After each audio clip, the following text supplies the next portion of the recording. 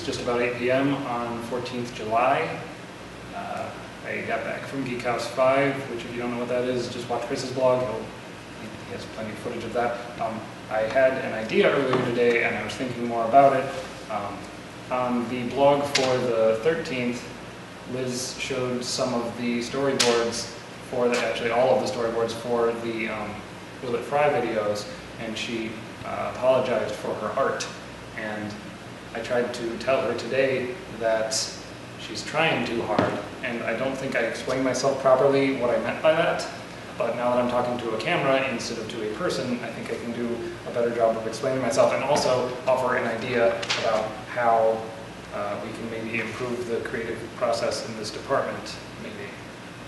So, theory on storyboards. I usually start off with these, with thumbnails that I just draw on paper, and these are for my own reference because I don't remember who said it, but as long as you have an idea in your head, you can't fix it. You have to write it down or put it or type it out or something before you can start fixing it, and more importantly before other people, because other people can't read your mind obviously. You have to write it down so that other people can give you feedback.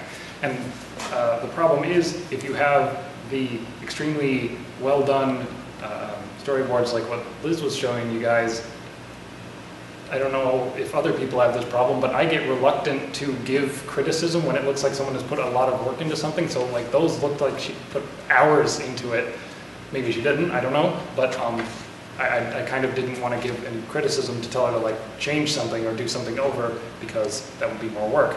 But I have an idea, and I think I need to put the camera. I had an idea for an intermediate phase between. Wow, that's kind of hard to hold. For an intermediate phase between thumbnails and, well, what I would call animatic, or if you're doing live action, it would just be a finished storyboard. We have all of these fancy mirrors here now, and we can use these as whiteboards and have, there we go, and have our storyboards go through an intermediate phase on the whiteboard.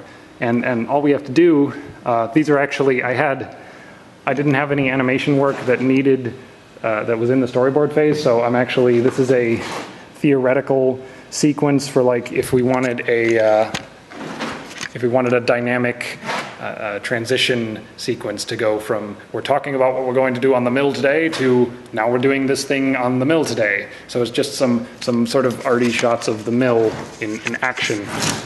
And so it would like start with the vise getting tightened, and then one shot of the ATC working, and then the code scrolling along the top, and then like, again, this is like hypothetical, so I put a dolly with a crane up, which I don't think we can even do that with the crane unless we moved everything else out of the machine shop to do this, and that's not even an option. But you start at like a low angle and you come out to a wide shot of the mill, and then the title comes up and alpha's in, and it's mill, and so anyway, that's the sequence, but the idea is that would be up there for like a few days or maybe a week, I don't know. And then not just AV, but anyone could like be in here and they could see it and they could be like, oh, well, what if, I don't know, what if like Dave came in here and he said, well, for safety, we have to indicate that we're using the machine properly. And like, cause we have the machine operating here, but we don't have any, like,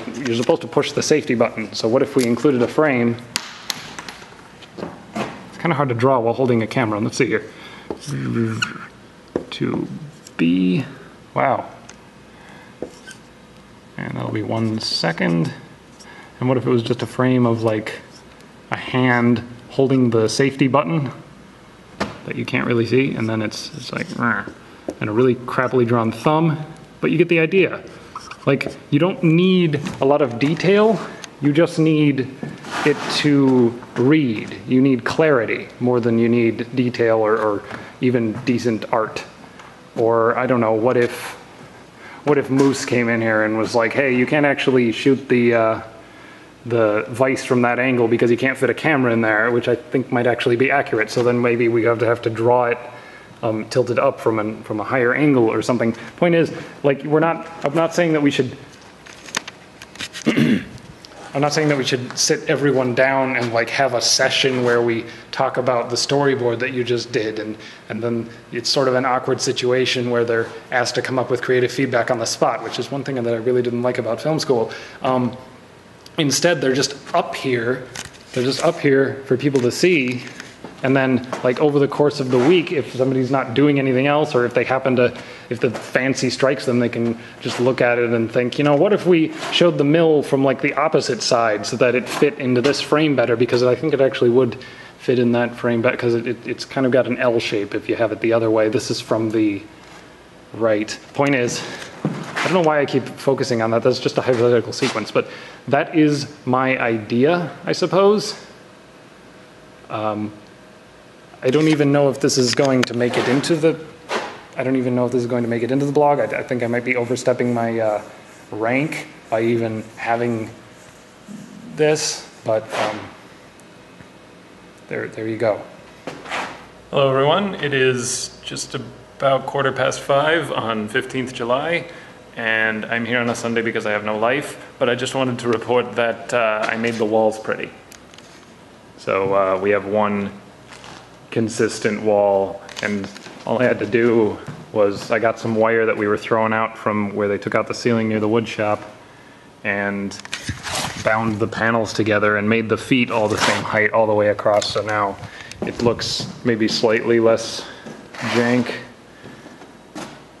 So there's that. I will destroy you.